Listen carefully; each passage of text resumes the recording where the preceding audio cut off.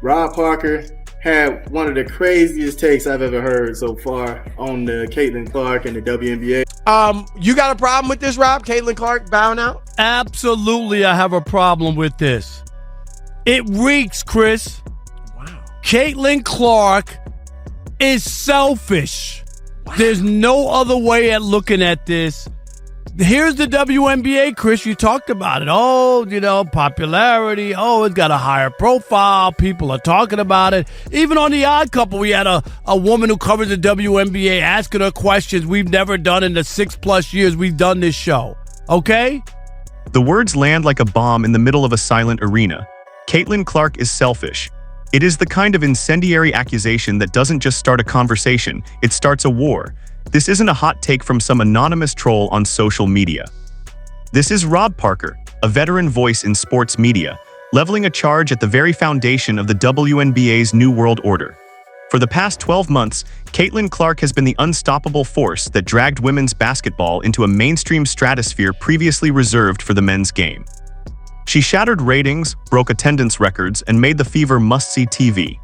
Yet, according to this narrative, by choosing to step back from the three-point contest during All-Star Weekend, she is turning her back on the league she is single-handedly elevating.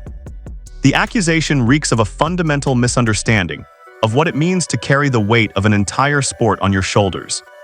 Is Caitlin Clark selfish for bowing out, or is she simply a human being on the brink of exhaustion, trying to survive the most relentless year of her career? This is the story of the clash between the individual human spirit and the ravenous demands of a league, and an old-school commentator who simply cannot comprehend the new rules of engagement. Rob Parker doesn't just stop at the accusation. He doubles down, laying out a blueprint for what he believes a superstar owes the public. Remember that, Chris, right? When we did debate, embrace debate? I mean, play the hits, yeah, okay? Yeah. Play the hits. And now you're telling me I don't want to do that. What? No. And I have a problem with it. It's an event that she could possibly electrify, Chris, get more people, even more eyeballs and stuff. And remember, it's not just about you when you become a professional athlete. Chris, go. This is your moment to try to help sell the game right. He drags the ghost of Aaron Judge into the conversation, citing the Yankee slugger's participation in the home run derby as a template for how a star should behave.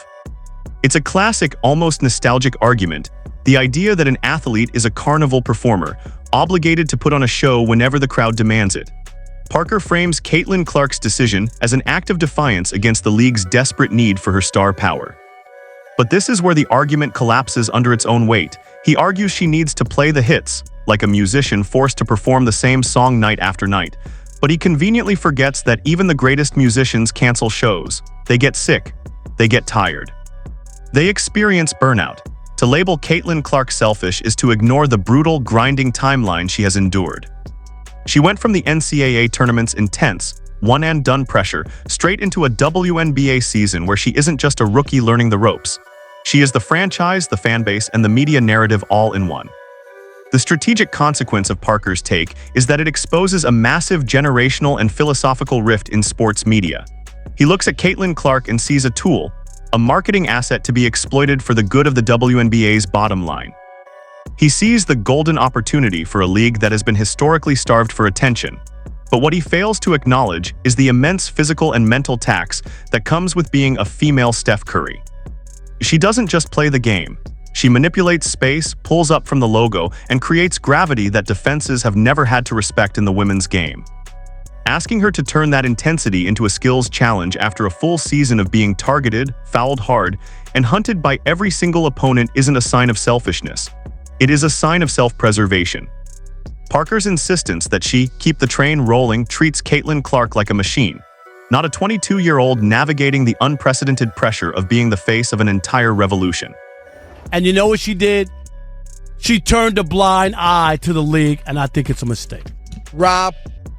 So I want to bring up the statement that I made as far as like Michael Jordan, Scottie Pippen, all those big players going overseas and playing basketball. That alone is a huge contribution towards why the league looks so diverse now.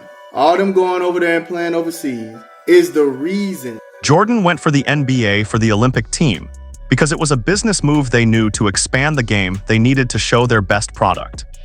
The argument is an intellectual sleight of hand, trying to link Clark's absence from a meaningless shooting contest to the international prestige of the Olympics. It is a false equivalency. To truly understand the psychological and physical hurdles Caitlin Clark faces, one must look at the previous league eras. In the early 2000s, players like Lisa Leslie and Cheryl Swoops were stars, but they operated in relative anonymity. The media scrutiny was manageable, the travel was brutal, but the world wasn't watching every move with a magnifying glass. Caitlin Clark exists in the hyper-capitalist, viral era. She doesn't just have to play basketball, she has to fight a culture war that she didn't start. Rob Parker sits on his self-righteous high horse, accusing her of selfishness, but he completely ignores the intense sociological scrutiny she has endured. As the transcript states, her name has been thrown into racial conversations and conversations about sexuality. Caitlin Clark is carrying the weight of a league that has long been marginalized and disrespected, while simultaneously being the lightning rod for every cultural grievance America can throw at her. To call her selfish for taking a few days off while she is carrying a whole league on her back is a profound failure to grasp the scale of her burden. He mentions that she isn't the best player in the league, shouting out a Ja Wilson, but that misses the point entirely. It isn't about being the best, it's about being the most pivotal. Parker is viewing her through the lens of a baseball player in a home run derby, ignoring that she is the architect of an entire movement. And more of a burden on her these last few months than any player in the WNBA for sure. Shout out to Chris Broussard. Thank you, Chris. Cooked him. And then you see, you know Rob getting cooked. He in his phone the whole time. He ain't even listening. I don't know if he just threw the alley-oop so they can have a good show. But man, what a ridiculous take, man. Like I said, he didn't even bring Sabrina up in his argument. So I know for sure he's being biased. The moment he didn't include Sabrina, the argument lost all credibility. It stopped being about basketball and started being about a vendetta against a player he clearly underestimated. The financial reality is that Caitlin Clark is the top of the ratings and attendance double, she is the revenue stream.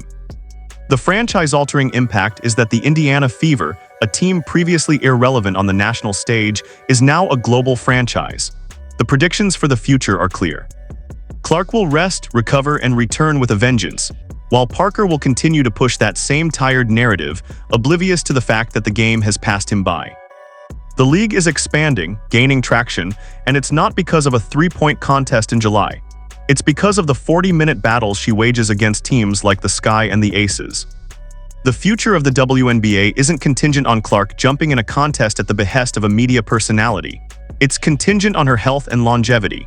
If she burns out at 24 because she was overworked, Parker's golden opportunity turns into a tragedy. The selfish action would be to risk her body and her mental health for a publicity stunt. By taking a stand, Caitlin Clark is actually being the most professional athlete in the room. She is setting boundaries, a move that will protect the league's golden goose for years to come. Her unhinged critics like Parker are the true selfish ones, demanding a performance without caring about the performer.